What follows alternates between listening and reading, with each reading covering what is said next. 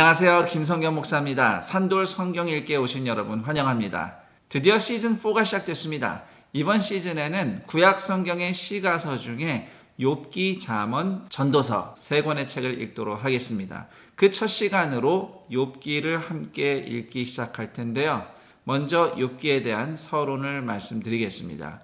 욥기의 주인공인 욥은 우스 사람입니다. 이스라엘에서 멀리 떨어진 동방의 어디쯤에 있는 것으로 추정이 되는 우스라는 곳에 살던 인물인데요. 따라서 이스라엘 사람은 아닙니다. 사실 어느 시대 사람인지도 몰라요. 그렇기 때문에 정확하게 욥이 어느 나라 사람이라고 말하기는 어렵습니다. 심지어 욥기를 정확하게 누가 기록했는가 알려진 바가 없습니다. 그렇지만 중요한 것은 욥기의 내용입니다. 시대와 지역을 초월하는 인생의 문제를 다루고 있어요. 선과 악의 문제, 인생에 일어나는 고난에 대한 질문들이 주 내용이 되겠습니다. 욥기 전체의 주제는 한마디로 의인의 고난이라고 하겠습니다. 하나님께서 지켜주시고 보호해주신다 하는 의인이 어떤 이유로 고난을 받는가에 대한 대화의 내용이 욥기의 주 내용인데요. 결론적으로 말씀드리면 죄 없는 의인이 고난을 받는 욥의 사례는 우선 첫 번째로 인과응보만 아는 인간의 번영 신학을 깨뜨리는 사례가 되고요. 두 번째로 장차 하나님의 아들 예수 그리스도께서 죄 없이 고난받게 하실 하나님의 일하심을 미리 보여주는 전례다, 모형이다 라고 하겠습니다. 그리고 세 번째로 욥의 이야기는 억울하게 고난받는 성도들을 위한 하나님의 섭리의 아름다움의 근거가 되는 것입니다. 욥기 전체의 구조는 1장에서 2장이 서론인데요. 욥에게 일어난 일과 그 배경을 설명해 주고 있습니다. 그리고 3장에서 41장까지는 본론입니다. 욥과 친구들의 대화, 그리고 욥 앞에 나타나신 하나님의 말씀이 수록되어 있습니다. 그리고 42장은 욥기의 결론이 되겠습니다. 자, 그럼 이제부터 욥기 1장부터 살펴보겠습니다. 우선 1장에는 욥이라고 하는 온전하고 정직하고 하나님을 경외하는 한 인물이 소개되고 있습니다. 그의 슬하에는 10남매가 있었고요. 동방에서 가장 부유한 사람이었습니다. 위대한 사람이었다고 성경은 그를 소개하는데요.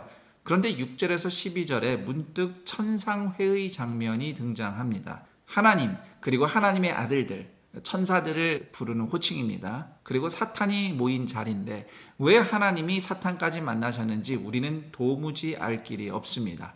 천상에서 벌어지는 일이 성경에 다 밝히 기록된 것도 아니고 우리가 다 이해할 수도 없어요. 그러나 분명한 사실은 8절에서 하나님은 욥을 칭찬하고 자랑하고 계시고 사탄은 그런 하나님의 말씀에 반박하면서 욥이 받은 복이 다 사라지면 얼마든지 하나님을 배신할 거라며 비난합니다. 11절에서 사탄이 하나님께 욥의 자녀와 재산을 치셔서 욥이 어떻게 나오는지 한번 시험해 보십시오라고 제안을 하는데요. 하나님은 사탄의 그런 제안을 받아들이시고 사탄이 욥을 칠 수 있도록 허락하십니다. 그 결과 13절 이하의 내용처럼 욥은 하루아침에 자녀와 전 재산을 잃게 됩니다. 그때 받은 욥의 엄청난 고통이 20절에 이렇게 표현이 되어 있어요.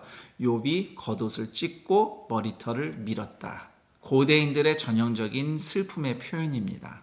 왜 하나님께서 사탄의 제안을 들으셔서 의인 욥에게 고난을 허락하셨는지 우리가 다 이해할 수는 없습니다. 그리고 욥에게 일어난 일이 모든 성도에게도 적용된다고 말할 수는 없어요. 우린 욥이 아니기 때문입니다.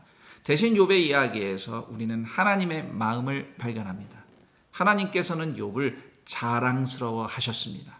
그리고 욥은 비록 이해할 수 없는 고난을 만났지만 하나님 앞에서 자랑스러운 신실한 사람으로 믿음을 지킵니다.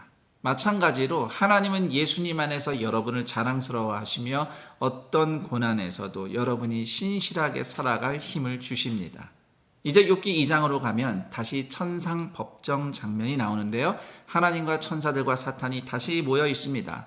3절에 보면 하나님께서 욥을 다시 자랑하시면서 사탄의 예상과 달리 욥이 믿음을 지켰다고 말씀하시는데 그때 하나님이 이렇게 말씀하셔요. 네가 나를 충동해서 까닭없이 그를 치게 하였다. 하나님께서 충동에 약하신 분이다 이런 뜻은 아니에요. 그보다는 사탄이 하나님께 도전하니까 사탄이 틀렸다는 것을 증명하시기 위해서 하나님께서 그 도전에 응하셔서 욥을 치셨다는 뜻입니다. 그러자 사탄은 욥의 몸, 즉 건강을 치면 이번엔 확실히 하나님을 배신할 거라고 장담을 합니다. 하나님께서는 사탄이 다시 한번 틀렸다는 것을 증명하시기 위해서 이번에도 사탄의 시험을 허락하시는데요. 대신 목숨은 건드리지 말라고 금지하십니다. 그래서 사탄은 욥의 몸에 종기가 일어나게 합니다. 죽지 않을 만큼 고통을 준 것이죠. 고대에는 항생제가 없었기 때문에 종기만 나도 사람이 죽을 수 있었습니다.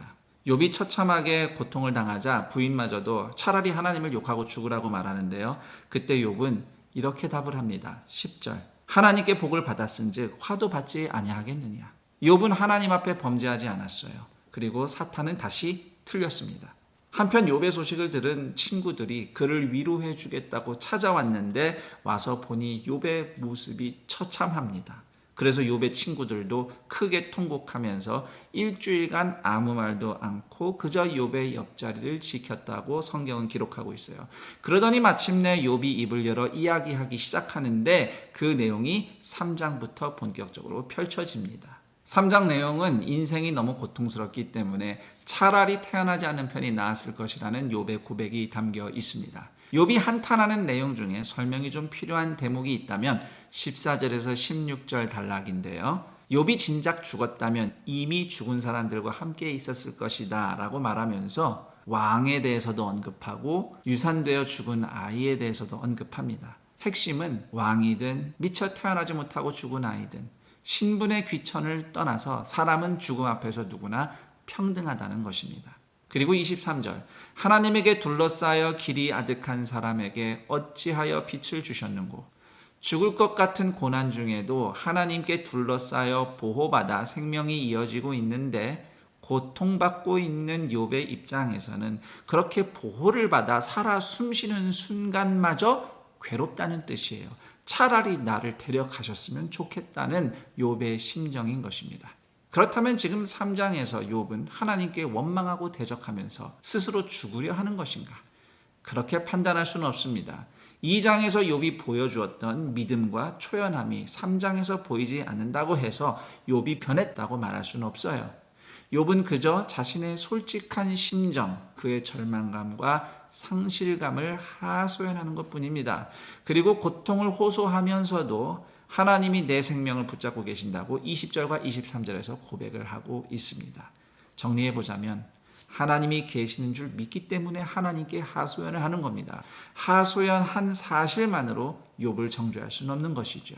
마찬가지로 고통받는 성도가 설령 절망 또는 원망 비슷한 하소연을 한다 하더라도 믿음이 없어서 그렇다고 정죄할 일이 아니라 하나님을 믿으니까 하나님께 매달리는 믿음의 씨름을 하고 있다고 이해해야 하겠습니다. 여기까지 욥기 1장에서 3장까지의 내용 살펴봤습니다. 그럼 전 여기서 인사드리고 내일 그 다음 내용과 함께 여러분 다시 찾아뵙겠습니다. 감사합니다.